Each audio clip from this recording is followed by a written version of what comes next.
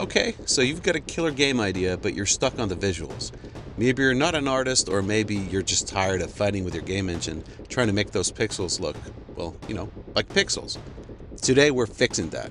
We're diving into the essential pixel art settings in Godot, so that by the end of this video, your project will look crisp, sharp, and professional on any display. So without further ado, grab yourself a beverage, make yourself comfortable, and let's get into the video. My name is Chris, and you're watching TechDad Impact. Alright, we're going to be doing this with Godot because this engine excels in presenting pixel art the way that the good Lord intended, chunky and sharp. Now, if you know your way around the settings, it's quick and easy to get your project set up properly.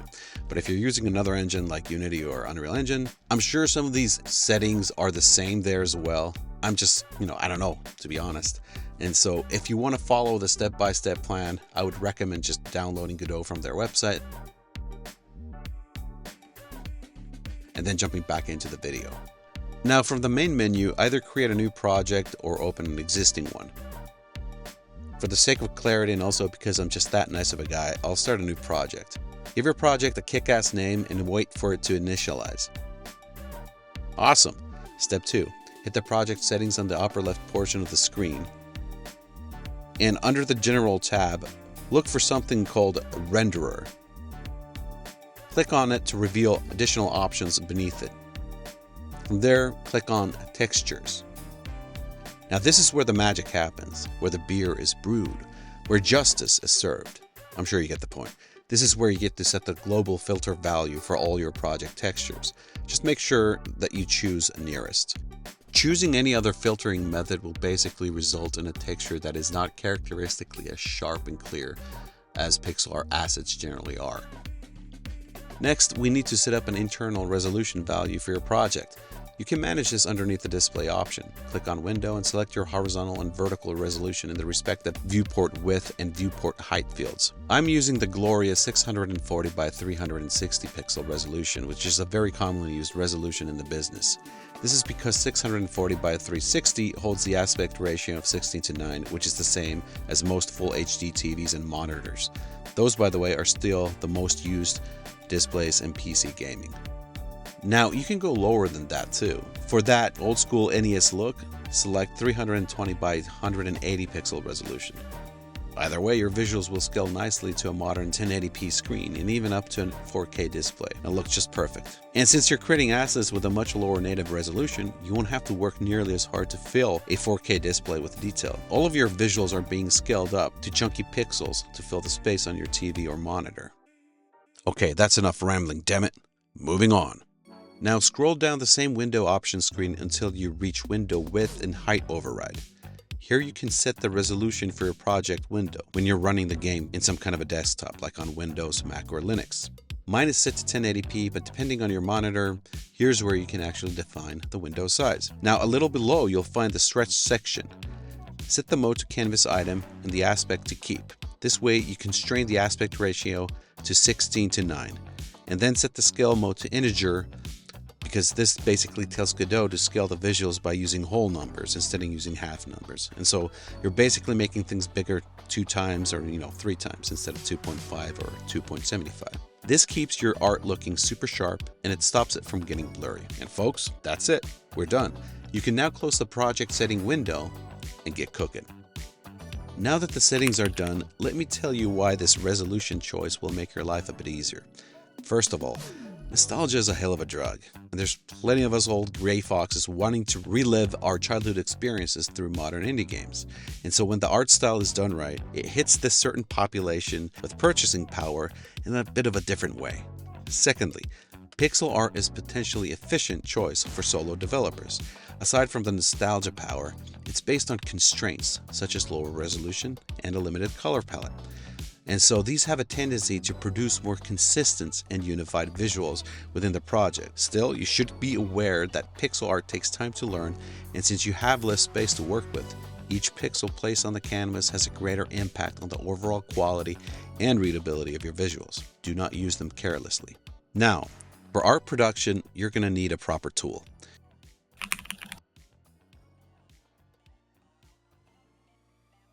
Windows Paint ain't gonna cut it here. I mean, theoretically it could, but it's probably going to lack many of the features you'd want from an art program. And a lot of people, they're doing pixel art using this software package called Aseprite. It looks pretty sweet, but I've never used it, and since Krita works so well for me, I don't really feel like I need to learn a new program to move forward for game development.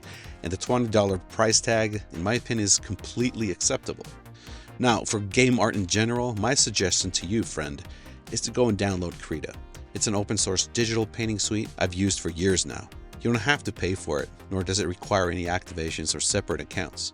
It's relatively compact, loads up quickly, and I found it to be a joy to use. And while it's free, I found myself donating a shekel here and there for the project itself. Krita as a program is feature-rich and powerful. You can do any kind of digital painting with it, and that includes pixel art. There's also a workflow for frame-by-frame animations and handy export settings to getting those frames out of Krita into your game project. Check the project out, and please donate if possible.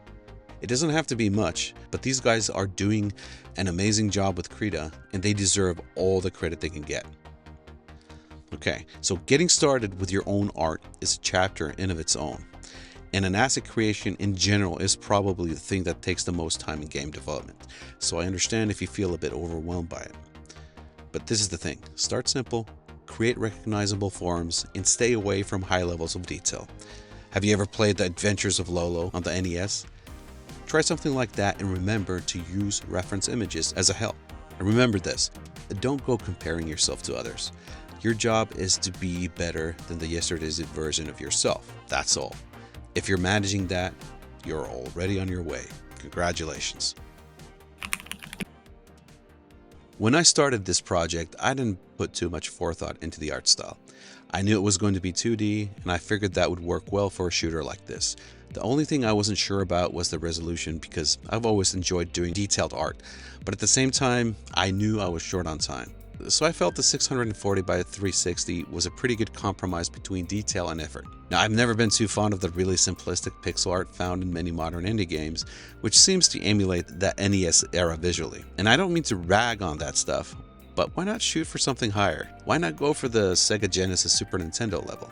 I already mentioned Super R-Type and Axelay being big inspirations for Super Exotype. Both are good looking games, even more so Axelay with its bold colors and detailed sprites. Then there's games like Streets of Rage 2, Beyond Oasis, Demon's Crest, and Secret of Mana 2, also known as Seiken Densetsu 3. These are truly phenomenal looking games.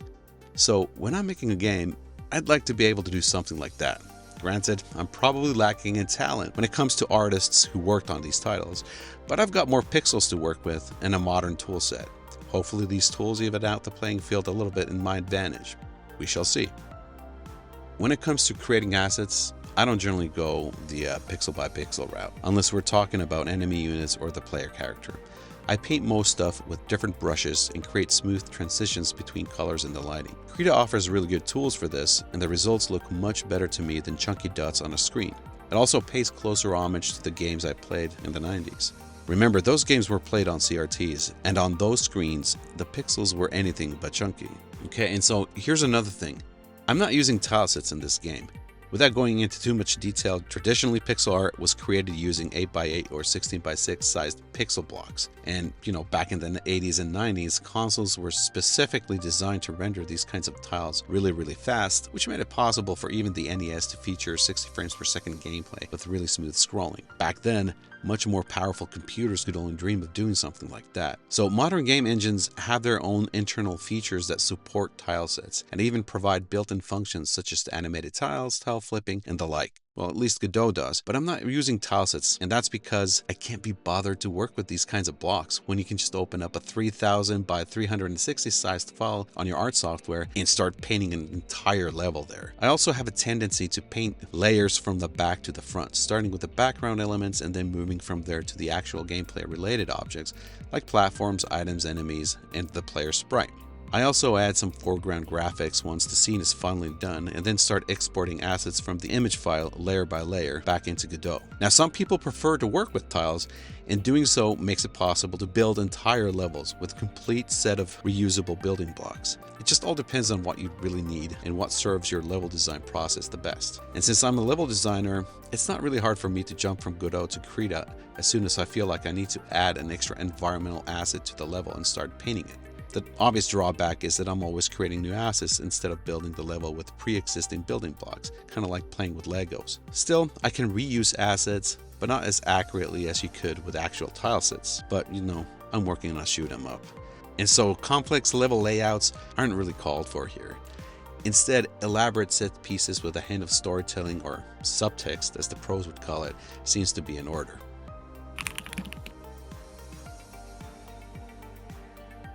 It's one thing to be drawing art meticulously and animating your sprites with some kind of an art program.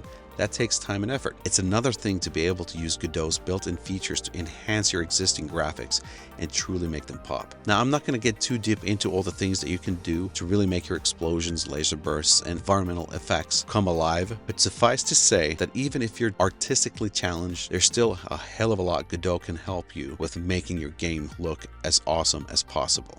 I'm talking about the particle systems or shaders that you can use to program different kinds of effects.